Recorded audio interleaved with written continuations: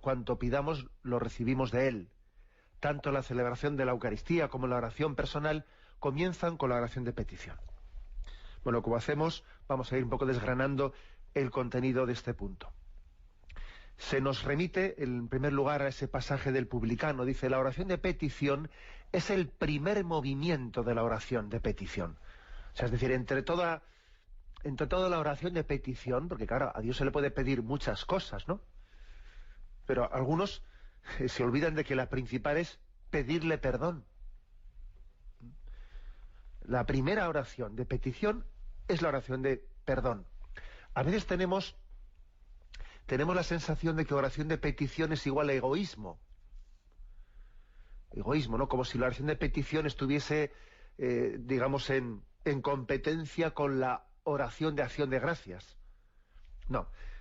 Precisamente para purificar a la petición del posible, digamos, ¿no? de la posible acusación de egoísmo, de utilizar a Dios para mí, hacerme yo mismo el centro, ¿no? de la oración en vez de que Dios sea el centro, para purificar a la petición de ese posible peligro, pues aquí está la respuesta.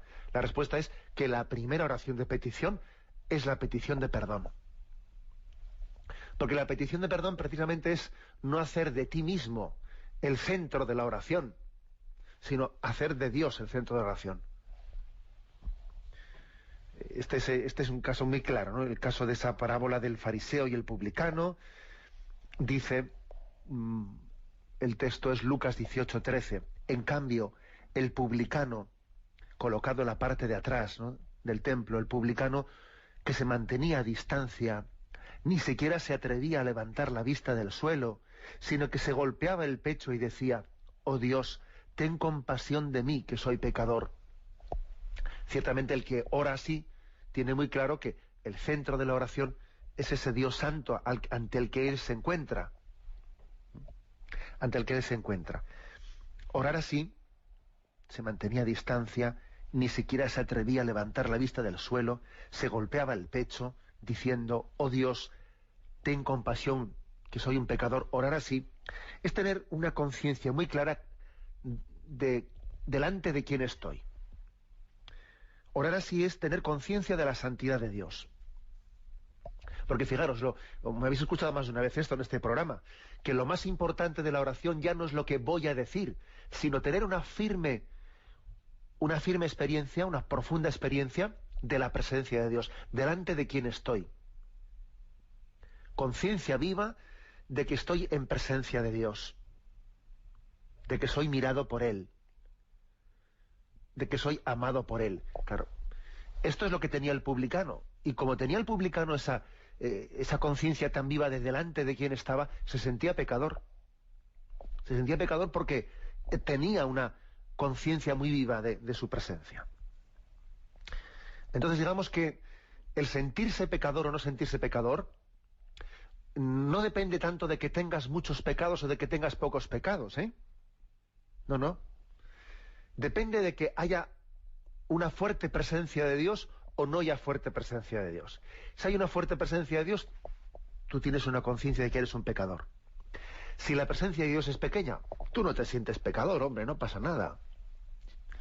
No depende tanto de cuántos pecados tengas, sino de cuánta presencia de Dios hay en tu vida o en tu oración.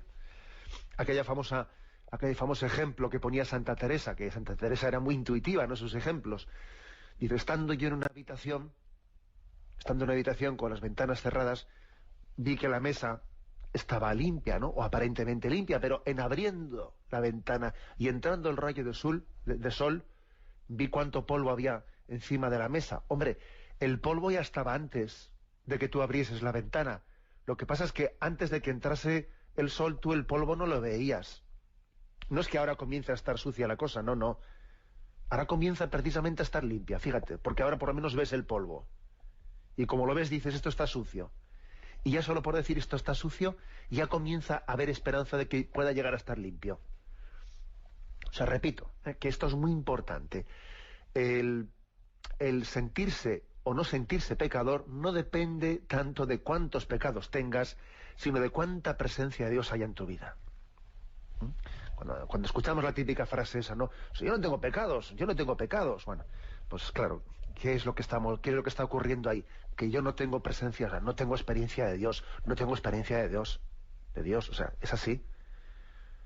La negación del pecado, en el fondo, el que la hace no se está dando cuenta que lo que está es dando a entender otra cosa, que no ha tenido experiencia de Dios, no tiene conciencia de la grandeza, de su santidad, de su amor, no se ha enterado, y entonces él no se siente pecador. Yo no he hecho nada malo, hombre.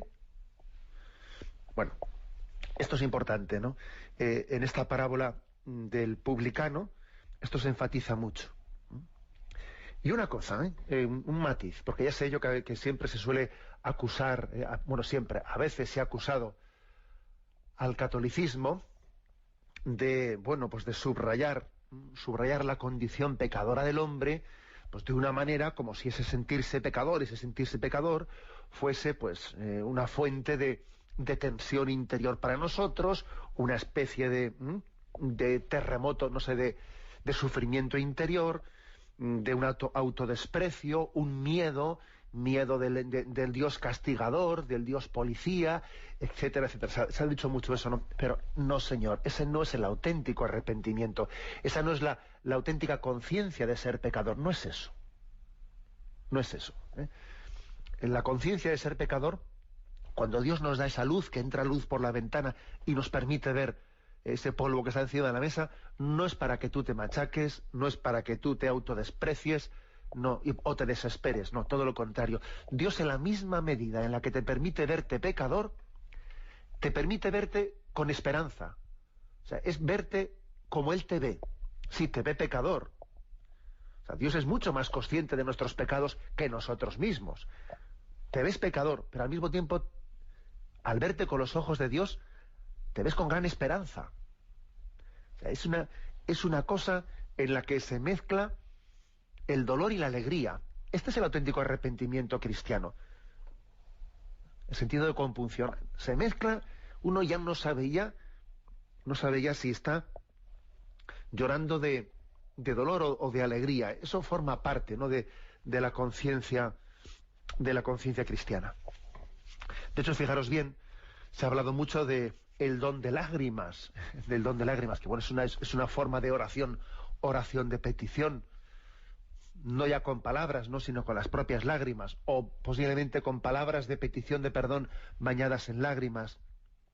Y sin duda alguna, cuando Dios nos da ese don de lágrimas, pues es un signo de que la presencia de Dios es muy grande, es muy viva en nosotros.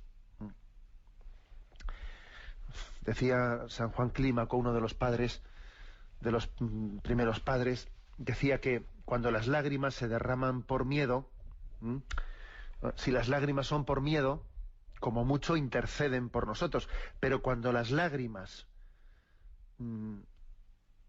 son no por miedo, sino por amor, porque yo me veo pecador y me veo al mismo tiempo amado por Dios, entonces el don de lágrimas es un signo de que nuestra petición de perdón ha sido aceptada. Si yo a Dios le pido perdón por mis pecados y me doy cuenta que según estoy pidiendo perdón, o sea, es que me saltan las lágrimas, estoy llorando al mismo tiempo de pena, pero de alegría, ¿no? Eso es que mi petición de perdón ha sido aceptada. Pocos signos tienes más fuertes de que de tu oración ha sido aceptada, como tus propias lágrimas. Esas lágrimas son como si Dios te dijese, te he escuchado. Y este arrepentimiento, y esta alegría, y este dolor mezclado que tienes al mismo tiempo en esas lágrimas, son un signo de que yo te he escuchado, y tu petición de perdón ha llegado al corazón de Dios. Eso lo dice, ¿no?, San Juan Clímaco en ese texto suyo. También hay otro padre de la Iglesia, Evagrio Póntico, que dice: quien ora con lágrimas, su petición será siempre escuchada. Nada complace tanto al Señor como la súplica presentada en medio de lágrimas. ¿Por qué? Porque es un don de Dios que nos permite superar la dureza del corazón, el orgullo, la indiferencia, ese caparazón que nos hacemos muchas veces, un caparazón en el que ahí sacamos pecho y negamos la verdad de cómo estamos por dentro. Estamos por dentro igual, rotos, pero nosotros ahí sacando pecho y guardando imagen, ¿no? Y cuando Dios nos da ese don de lágrimas, pues mira, rompemos imagen, rompemos con todo, y entonces tenemos la experiencia de que el corazón de piedra es reemplazado por un corazón de carne. Por eso, la oración de petición de perdón, que a veces el Señor la confirma con el don de lágrimas. Y entendedme bien, esto del don de lágrimas no quiere decir que haya que hacer un concurso de a ver quién llora más, que no, eso es un don de Dios que lo da a quien se lo da.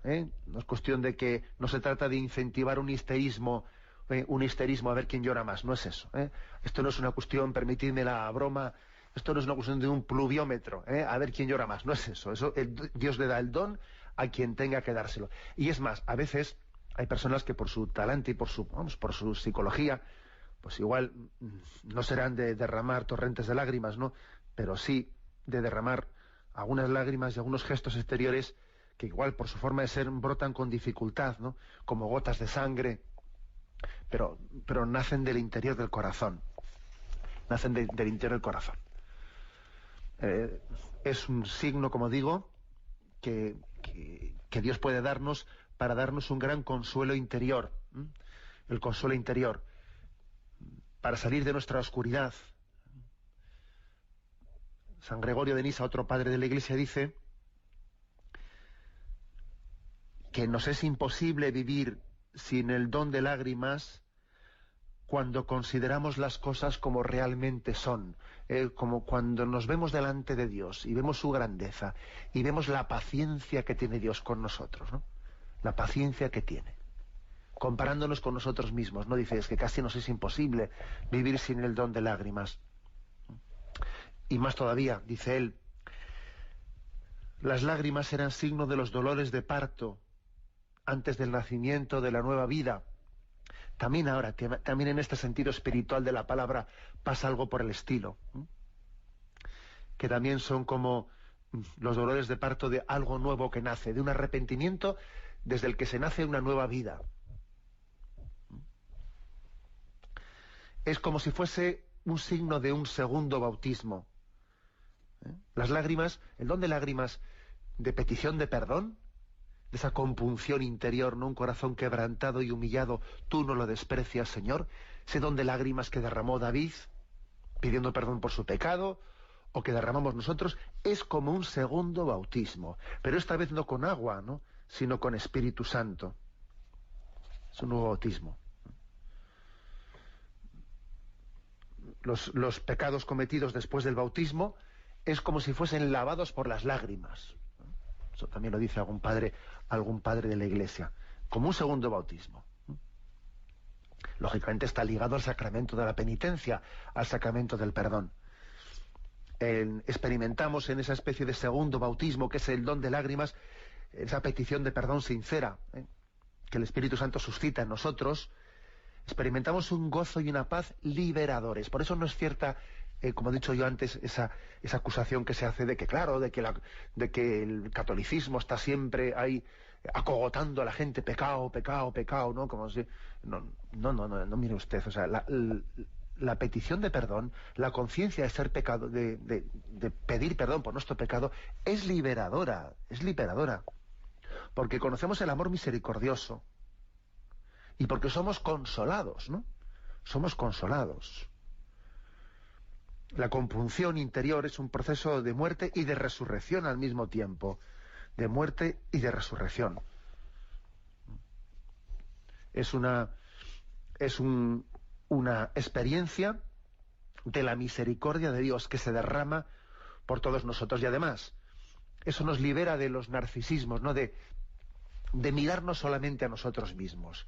Eso que he dicho antes al principio, de que la oración de petición a veces se le acusa de estar siempre pensando en lo mío, Señor, dame esto, dame otro, dame el otro. Bueno, un momento, precisamente cuando pedimos perdón y cuando llenamos nuestros pecados es porque pensamos más en Jesús, en decir, con lo que me quiere, mira yo cómo me he comportado con Él, ¿no? Me duele que el amor no sea amado, me duele que el amor no sea correspondido, y eso es superar el narcisismo, es salir de ti mismo y pensar más en Dios. ¿Cómo le he disgustado a mi padre, no? Lo que, el retorno del hijo pródigo, que al ver cómo le acoge el padre se da cuenta de yo cómo le he preocupado al corazón del padre. Bueno, pues esta es la oración de petición de perdón. Como veis, es un don, es como comenzar a nacer a una vida nueva. Cuando Dios nos permite hacer esta oración de petición de perdón por nuestros pecados, estamos introduciéndonos en la oración de una manera muy importante. Estamos comenzando a rezar de verdad. Por eso dice aquí que es el primer movimiento de la oración de petición. La petición de perdón por nuestros pecados. La que hizo el publicano, aquel hombre que dice que no se atrevía a levantar la mirada y decía: oh Dios, ten compasión de mí, que soy un pecador. Tenemos un momento de reflexión y continuaremos enseguida.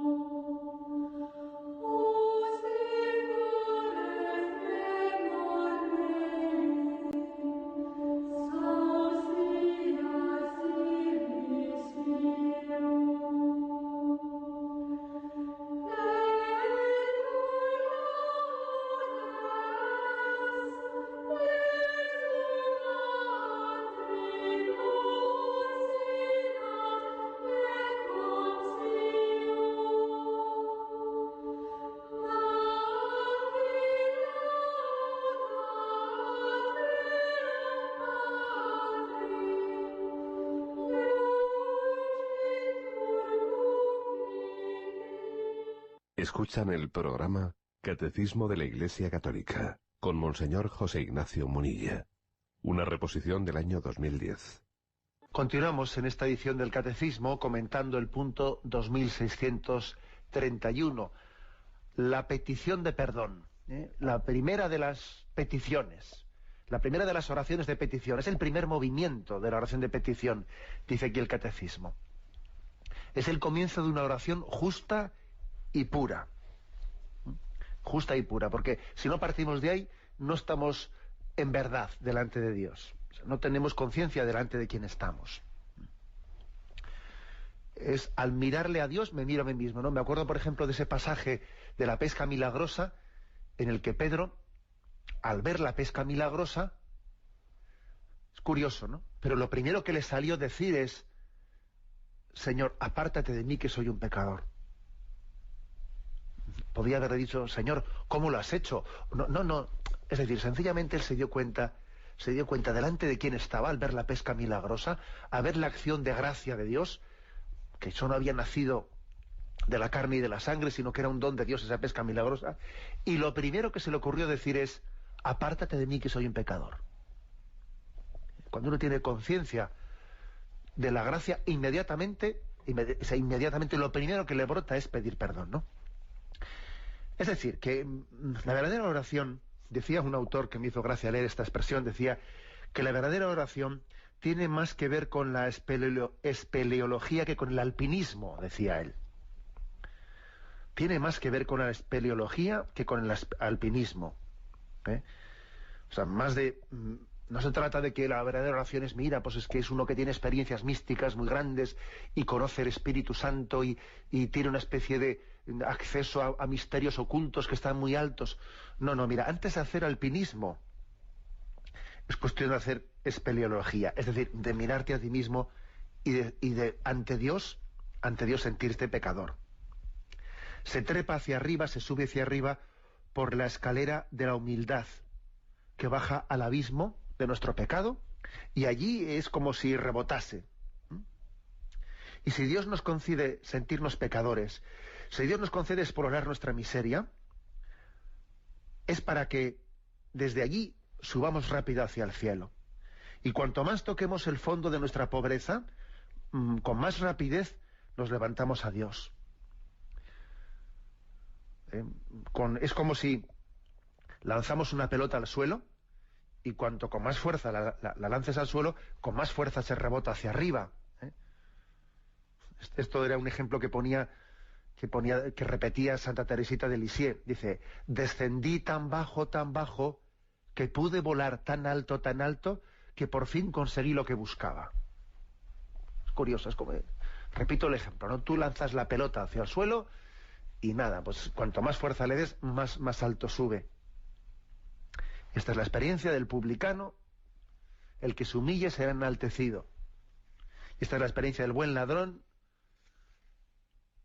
mira, nosotros tenemos lo que hemos merecido, pero qué mal ha hecho. Y Jesús le dice, ¿no? Hoy estarás conmigo en el paraíso. El que se humille será enaltecido. Por eso, ¿no? Por eso, frente a quienes piensan que la oración de petición pues no es la oración de los adelantados en la vida espiritual, ¿no? Que la oración de los adelantados es la oración de acción de gracias, de contemplación. Que la oración de petición es más bien de los que están en los primeros pasitos, ¿no? En los primeros pasitos, de los que todavía están muy verdes, ¿no? Que hay que irlas superando, etcétera. Pues no es verdad. Hay que decir que ni hablar, ¿eh? San Agustín responde contra esta objeción en el libro de las Confesiones diciendo que si se pregunta a él si primero hay que alabar a Dios, y responde que para poder alabarle primero hay que suplicarle perdón. Eso lo dice él, ¿eh? ¿Qué amor es el que no suplica? ¿Conoces alguno? Incluso el amor de Dios a ti te suplica. Es la actitud más divina, ¿eh? La actitud de súplica de perdón. Por lo tanto, en la oración mendigamos el amor de Dios. Y curiosamente, Dios mendiga nuestra miseria. Dame tus pecados.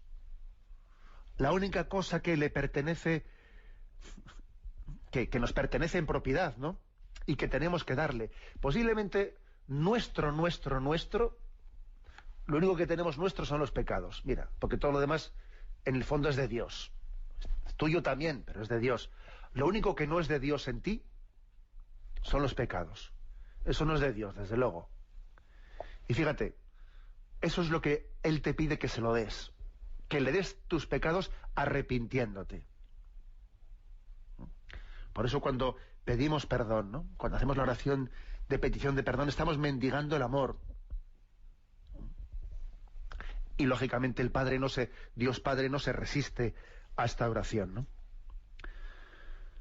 Bueno, esta es una petición, por lo tanto, sí, la cumbre de la perfección es saber pedir y suplicar. Y el santo es justamente alguien que pide perdón. Ese es el santo, el que pide perdón. Bueno, pues avanzamos un poco más, porque el catecismo nos dice: es el comienzo de una oración justa y pura. La humildad confiada nos devuelve la luz de la comunión con el Padre y su Hijo Jesucristo, y de los unos con los otros. Un texto en concreto. Primera carta de Juan, capítulo 1, versículo 7, hasta el capítulo 2, versículo 2. Dice aquí: pero si vivimos de acuerdo con la luz, como Él vive en la luz, entonces vivimos unidos los unos con los otros, y la muerte de su Hijo Jesús nos limpia de todo pecado.